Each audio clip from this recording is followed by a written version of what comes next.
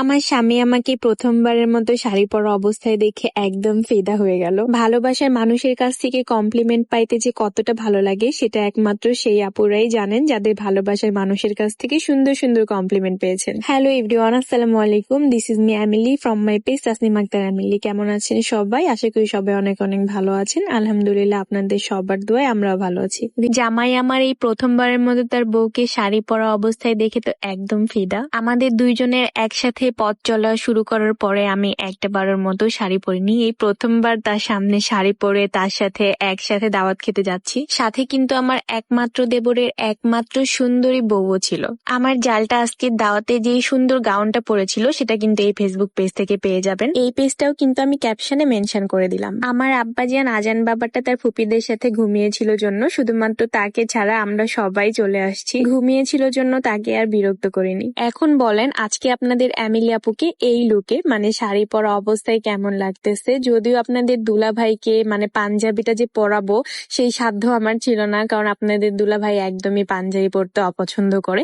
তারপরে ওই শাস্তি হিসেবে কিন্তু আমি তাকে আমার ব্যাগের দায়িত্বটা দিয়ে দিয়েছি। আমার ব্যাগের দায়িত্বটা তার, আর তার মানি ব্যাগের দায়িত্বটা আমি নিয়েছি। কেমন হয়েছে বলেন তো?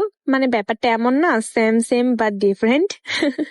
যাই হোক, আমার জামাইকেও কিন্তু মাশাআল্লাহ অনেক বেশি কিউট লাগতেছিল, কারণ নজর যেন না লাগে। যাই হোক, ভাসুরের ছেলের সুন্নতে খাতনার গায়ে হলুদের ভিডিওটা হয়তো বা সবাই দেখেছেন। আর দেন হচ্ছে চলে আসলাম যে মেইন প্রোগ্রামে। তো আসার পরে এই পোলাও গোসের যে একটা স্মেল সেটা পেয়ে আমি রান্নার যে জায়গাটা ওখানে চলে আসছি।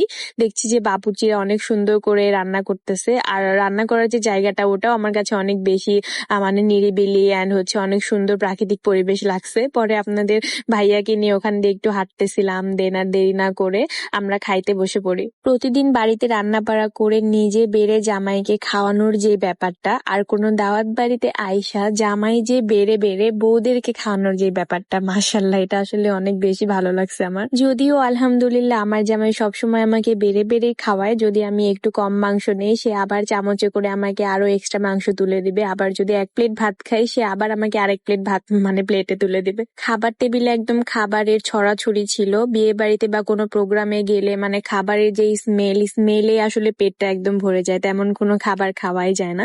আজকেও সেটার ব্যতিক্রম নয়। এদিকে দই আর 7 আপ টেবিলে রেখে হাত ধুইতে যাইতেও আমার যা ভয় পাইতেছিল, যার কারণে এগুলা হচ্ছে বাইরে নিয়ে এসে এক জায়গায় রেখে তারপর আমরা আর কি হাত হ্যান্ড ওয়াশ করি। অ্যান্ড দেন দাঁড়িয়ে দাঁড়িয়ে দই খাচ্ছিলাম আর আমার ননদের ছেলের সাথে একটু মজা করতেছিলাম। বললাম না আরেকটা ভিডিওতে যে আমরা একদম ফ্রেন্ডলি, মানে ফ্রেন্ড আমরা। আর আমার জামাই তো এদিকে খাইজেনদারি শুরু করছে, মানে দাওয়াত বাড়িতে যে মানুষদেরকে খাওয়ায় তাকে মানে আমাদের পাবনার ভাষায় খাইজেনদারি বলে। আপনাদের কোন এলাকায় কি বলে সেটা আমাকে অবশ্যই কমেন্ট করে জানাবেন। তো আমার জামাই যেহেতু খাইজেনদারি করতেছিল, আমি একা একা কি করব, আমি একটু ভিডিও শুট করতেছিলাম, ফটোশুট করতেছিলাম। আমার ননদের ছেলে মেয়েদের সাথে একটু বাহিরে হাঁটতেছিলাম।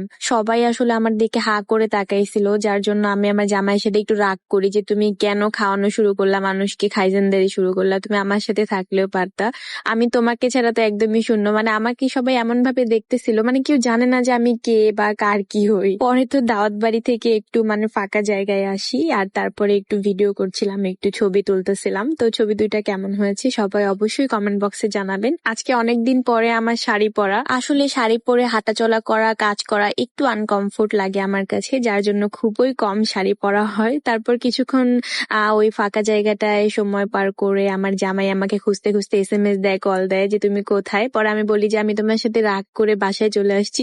সে সত্যি সত্যি বিশ্বাস করে নিয়েছিল। তো এটা নিয়ে আর কি কথা হইতেছিল, আমাদের খুনছুটি হইতেছিল। তারপর এই তো খাওয়া দাওয়া শেষ করে ঘোরাফেরা শেষ করে আমরা বাসায় চলে আসি অটোতে করে। তো আজকের ভিডিওটা কিন্তু এই পর্যন্তই শেষ করছি। আমাদের ব্লগটা কার কাছে কেমন লাগলো অবশ্যই কমেন্ট বক্সে জানাবেন। দেখা হয়ে যাবে সবার সাথে নেক্সট ব্লগে। ততক্ষণ পর্যন্ত সবাই ভালো থাকবেন, সুস্থ থাকবেন। আল্লাহ হাফেজ and thank you so much for watching.